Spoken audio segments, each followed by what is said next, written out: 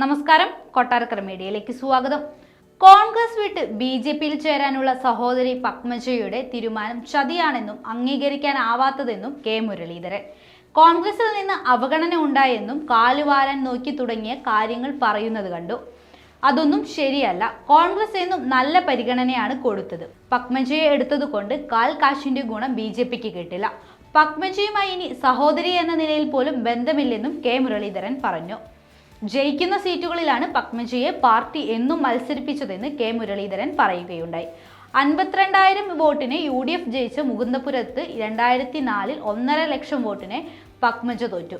2011 രാമകൃഷ്ണൻ 12,000 വോട്ടിന് ജയിച്ച സീറ്റിൽ 7,000 വോട്ടിന് പത്മജ തോക്കുകയുണ്ടായി. കഴിഞ്ഞ തവണ 1000 വോട്ടിന് തോറ്റു. ആരെങ്കിലും കാലുവാരിയിൽ തോൽക്കുന്നതല്ല തെരഞ്ഞെടുപ്പ്. ഇടതുമുന്നണി ജയിക്കുന്ന വട്ടിയൂർക്കാവിൽ താൻ മത്സരിച്ച് ജയിച്ചില്ലേ? വടകരയിലും താൻ ജയിച്ചില്ലേ? ആരെങ്കിലും കാൽവാരിയാൽ തോൽക്കുമെങ്കിൽ താൻ തോൽക്കേണ്ടതാണെന്നും മുരളീധരൻ ചോദിച്ചു. ജനങ്ങൾക്ക് വിധേയമായി നിൽക്കണം. പാർട്ടി വിട്ടു പോകേണ്ടി വന്ന ഘട്ടത്തിൽ പോലും കെ കരുണാകരൻ വർഗീയതയോട് സന്ധി ചെയ്തില്ല. പത്മജയെ എടുത്തതുകൊണ്ട് കാൽ കാശിന്റെ ഗുണം ബി.ജെ.പിക്ക് കിട്ടില്ല.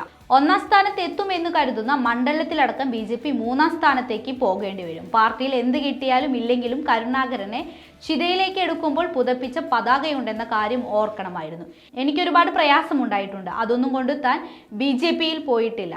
അച്ഛൻ സാമ്പത്തിക പ്രയാസം ധാരാളം അനുഭവിച്ചിട്ടുണ്ട്. ഒരു ഘട്ടത്തിൽ പാർട്ടിയിൽ നിന്ന് പുറത്തു പോകേണ്ടി വന്നപ്പോഴും ഇന്ദിരാഗാന്ധിയെയും രാജീവ് ഗാന്ധിയെയും ആദരിച്ചു.